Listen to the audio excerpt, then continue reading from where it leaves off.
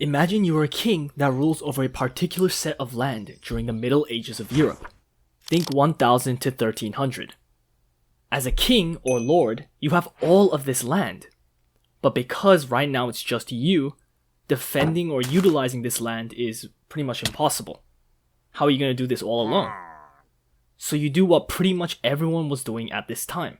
Establish a feudal system. Now the feudal system is best learned, I believe, when you understand the groups at play and how they interact with each other. So that's primarily what this video will be about. So the system is usually divided up into 4 categories based on hierarchy and power. At the top, it's you. As the king and lord, you own this land and thus control the whole system. Then after you is the nobility, then the knights, and then the peasants and serfs. Now this might just seem like a simple pyramid, but feudalism was much more complicated than just this. So let's explore the categories a bit further, starting with the nobles. The nobles were a class of people who owned land, just like the king.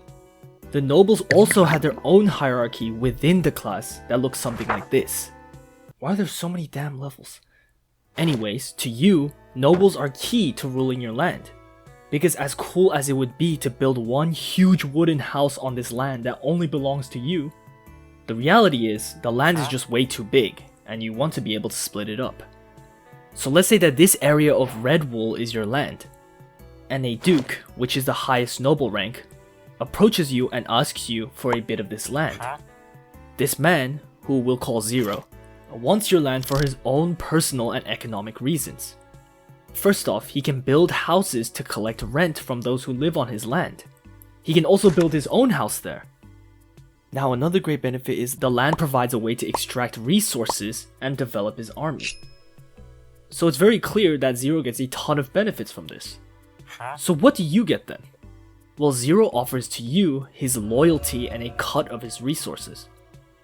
If any of this red-wooled area gets invaded or attacked, Zero promises that he will send his army to defend that attack as well as following any of your orders. He also promises a cut of the resources that he produces from his land to you. So you decide to allocate this much land to belong to Zero. Now in the feudal system, this land is called a fief. You gave this fief to Zero in exchange for his loyalty and resources. Now this means that Zero is a vassal to you, and you are an overlord to him. Okay, so now Zero owns this blue wool area. So now for Zero, he actually has the same problems as you do as king, just on a smaller scale. He still needs people to defend his land, build houses, and extract those resources. So what a lot of high-ranking nobles like Zero did was pretty much the exact same thing that you did to him. Use his newly acquired land to hand out fiefs for loyalty and resources again to lower-leveled nobles. Now this would happen over and over again over many levels and across many people, that if we divided the land that you have into all the nobility areas, it would probably look something similar to this. A super mess of different influences and powers. There's just so much stuff going on because everyone's giving land and fiefs to everyone else. Now, this whole area, you technically rule over it. But feudalism as a system was very decentralized, which means that everyone just does their own thing in their own land. You have very little influence over their culture and their spheres. It's a lot of autonomy. You may be the king of this whole territory, but you don't have nearly as much power and influence over your people as someone in, say, an authoritarian government. Now with all of this loyalty and defense, who are the people that actually fight and defend? Well, those are the people in the third category of this video, the knights. Knights were mounted soldiers who fought under the nobility and king. Now because of how power was mainly based on how big of an army you had, knights were pivotal to every single king and noble. Now the monarchs and nobles would pay the knights with land again, but this time they gave them enough land so they could use it for their own equipment and their own living, less so for power and control. So the knights would serve their lords, and then they'd get a nice place to live in return. Now another big difference with knights was that their title was not hereditary. Unlike the nobles and royalty, who would hand their power down to the next generations, knights had to personally be knighted or dubbed by lords in order for their title and responsibilities.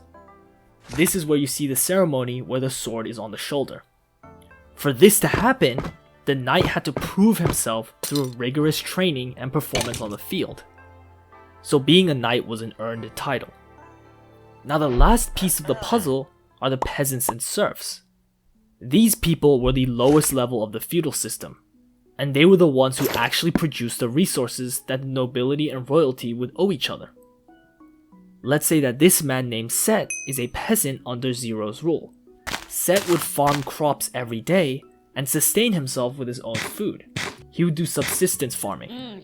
However, Zero would take a cut of whatever he makes. So Zero gets crops and labor from Set. Then what does Set get in return? Well, he gets protection from Zero. More specifically, military protection when the land is invaded. So essentially, Set is just playing survival mode on Peaceful, where he just farms to sustain himself. However, when big wars or conflicts occurred where lots of people were required, peasants were often called upon from the king or the noble to fight with the knights.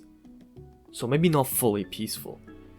Now peasants also participated in trade, as just farming wasn't going to give them all the necessities. So bartering was a common practice among peasants. Now I didn't just mention peasants, I also mentioned serfs. So what is the difference? Well, serfs are people who are legally bound to their own land. Let's say that Mr. Villager here is a serf for Zero.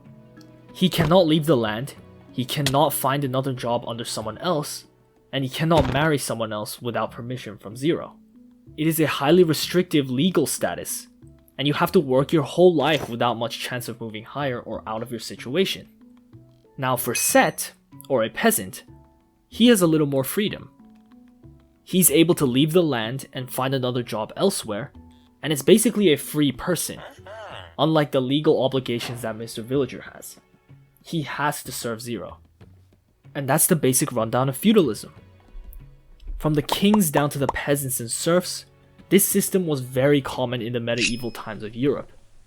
This was because of the autonomy that many people got, and the ability to keep a very fragmented region in control through deals and agreements rather than outright rules. Europe at the time was very fragmented, had many wars, and so feudalism was a very popular option among royalty.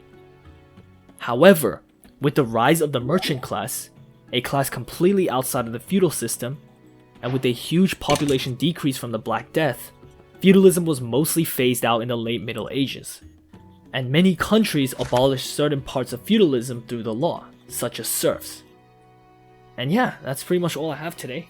Hopefully you enjoyed. Thank you for watching, and bye bye.